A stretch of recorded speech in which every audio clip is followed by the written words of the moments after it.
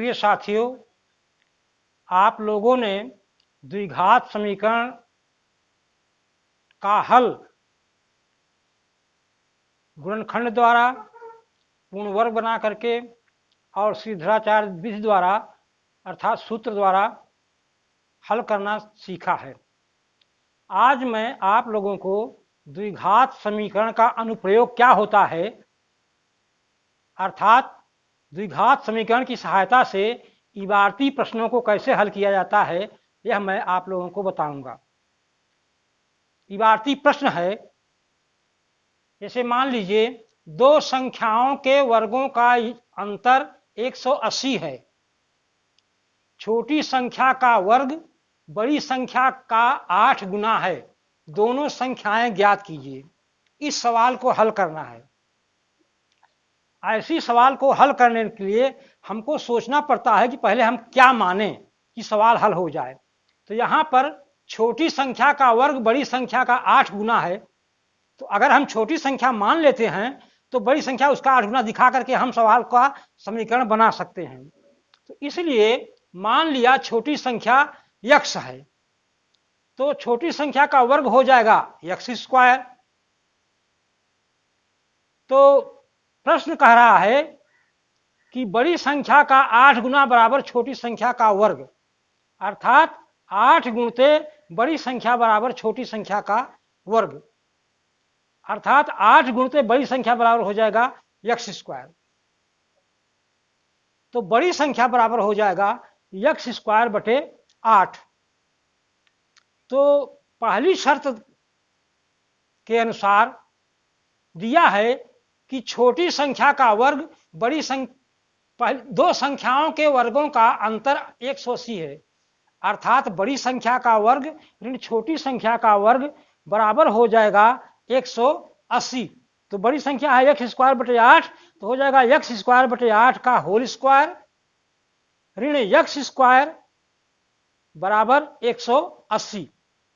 यह हमारा बन गया एक प्रकार से समीकरण। अब इसको सरल करना है तो x²/8 का वर्ग हो जाएगा x घाते 4/64, 8 है 64 ऋण x² बराबर 180।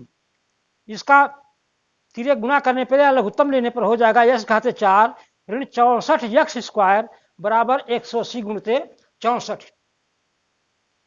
तो हो जाएगा x घाते 4 ऋण 64 x² बराबर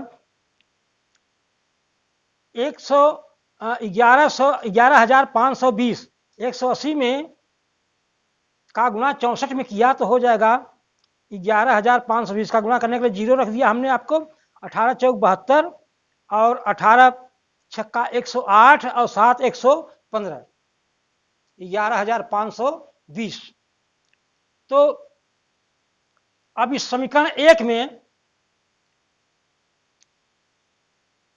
y² बराबर x² बराबर y रखने पर ये समीकरण बन जाएगा y² ऋण 64y बराबर 11,520। यह अब द्विघात समीकरण में परिणत हो गया। यह द्विघात समीकरण के समान समीकरण था, इसको हमने द्विघात समीकरण बना दिया और पक्षांतर करने पर हो जाएगा y² माइनस 64y ऋण 11,520 बराबर 0।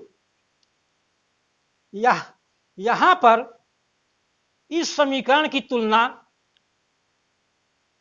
ax² plus bx plus c से इक्वल टू 0 से करने पर a का मान आएगा 1, b का मान आएगा ऋण 64 और c का मान आएगा ऋण 11,520।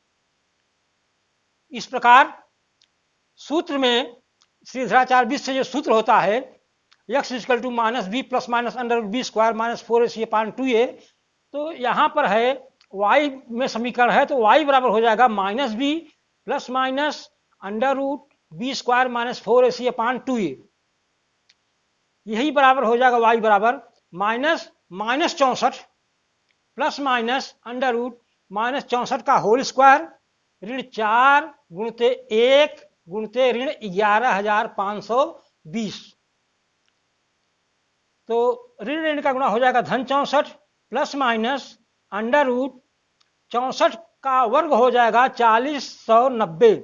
4096, 4096, 4096 प्लस और 4 गुणा 11,520 में करने पर आएगा 400, 4 दूनी 8, 4 पंचे 20, 4 के 4 2 6 और 4 के 4 46,080। अब 46,080 में 4096 जोड़ने पर आएगा 50,176।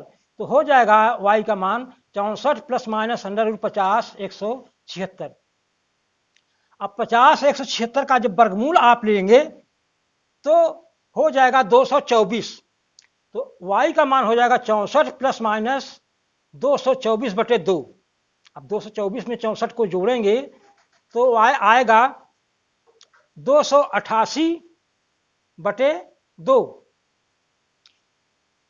इसका धन चिन्ह लेने पर तो 288 में 2 का भाग आएगा 144 आ जाएगा। तो इसका मतलब कि y का मान 144 हुआ, अर्थात x स्क्वायर का मान 144 होगा। तो x स्क्वायर बराबर y रखने पर हो जाएगा x स्क्वायर बराबर 144। तो x बराबर हो जाएगा 144 का वर्गमूल माने प्लस माइनस 12।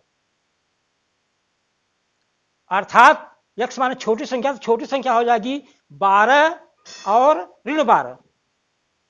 तो बड़ी संख्या हो जाएगी x स्क्वायर बराबर बटे 8, अर्थात 144/8। 144 में 8 का भाग देंगे तो आएगा 18। इस प्रकार से छोटी संख्या 12 और -12 होगी और बड़ी संख्या 18 होगी।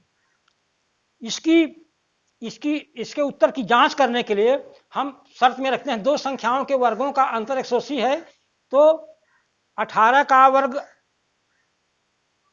और 12 का वर्ग, 18 के वर्ग में 12 का वर्ग घटा करके हम रफ करके देख लेते हैं कि इसका मान वास्तव में 180 आता है।